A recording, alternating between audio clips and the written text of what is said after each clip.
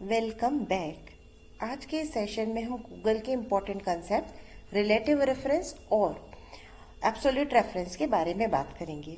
पिछले वीडियो में हमने देखा कि हमने टोटल सेल्स के जो कॉलम है उसमें हमने टोटल सेल्स को एक सम फंक्शन से कैलकुलेट किया है, जिसमें मैंने एक रेंज दी है वीक 1 से वीक 4 तक की।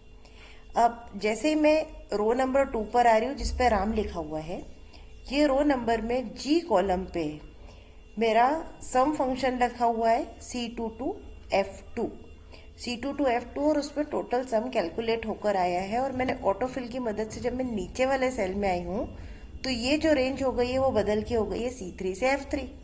यानी कि आप क्या देख रहे हैं कि जैसे जैसे मैं सेल्स में नीचे आती जा रही हूँ मेरा रेफरेंस वैल्यू बदलता जा रहा है। यानी कि यहाँ पर यूज हो रहा है मेरा रिलेटिव रेफरेंस। सेल्स में सेल के रिलेशन से ही दूसरे फॉर्मूला में पोजीशंस चेंज हो रही है। यानी कि अगर G2 है तो उसके रिलेटिव रेफरेंस में C2 to F2 की रेंज आती है, G3 है तो उसके रिलेटिव में C3 to F3 की वैल्यू आती है, G4 में उसके रिलेटिव सेल्स वाली वैल्यूज आ रही है। यानी कि जिस सेल में कैलकुलेशन करना है उससे रिलेटेड सेल्स की वैल्यू उस फॉर्मूले में पुट हो रही है। तो इस तरीके का रेफरेंस को हम क्या कहते हैं? इसको हम कहते हैं रिलेटिव रेफरेंस। पर सपोज मुझे यहाँ पर कोई एक वैल्यू कैलकुलेट करनी है, बोनस जो है वो मेरी फर्म ने डिसाइड किया है कि एक फिक्स बोनस दिया जाएगा 20%।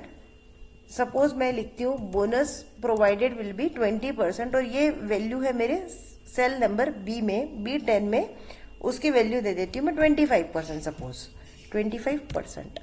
अब अगर मुझे इसको कैलकुलेट करना है तो इसके लिए भी सिंपल फार्मूला है। मैं बोनस में GH2 में आऊँ, H2 में आके इक्वल टू लिखूँ, सेल्स वाली जो वैल्यू है G2 की वो लिखूँ, इनटू मैं क्या कर दूँ, ये B10 को सिलेक्ट कर लूँ।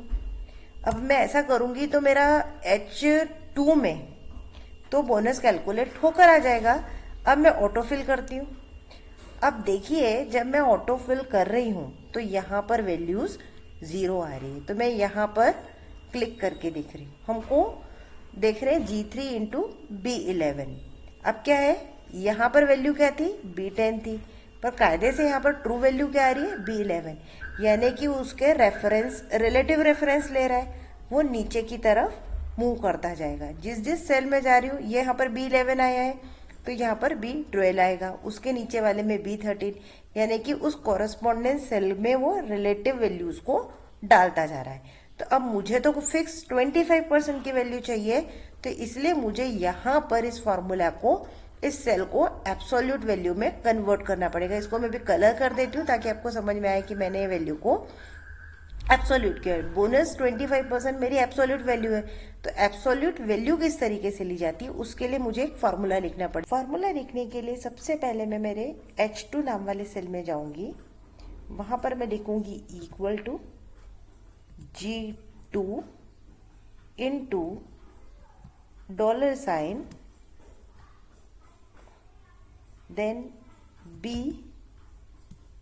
$, Then name of the cell, row number of the cell, and press enter। आप देख सकते हैं कि मेरा ये बोनस कैलकुलेट होकर आ गया। अब मैं इसको यहाँ पर कॉपी कर सकती हूँ, मेरी वैल्यूज आ जाएंगी। अब आप उसको कंफर्म करने के लिए मेरे H3 में आइए, आप देखेंगे G3 into absolute value B10, ये वाले सेल में भी absolute value B into G7 into B10। तो एब्सोल्यूट वैल्यू लेने के लिए आपको सिंपली लिखना पड़ेगा सेल का नाम के पहले डॉलर का साइन, उसके बाद डॉलर का साइन और फिर रो का नंबर। तो इस तरीके से हम एब्सोल्यूट रेफरेंस के यूज से कोई वैल्यूज को कैलकुलेट कर सकते हैं। तो आई होप्स आपको समझ में आएगा कि रिलेटिव रेफरेंस क्या होता है और एब्सोल्यूट रेफरेंस क्या होता है। अगर आपको ये वीडियो पसंद आया तो इसे लाइक और सब्सक्राइब करें। Thank you very much.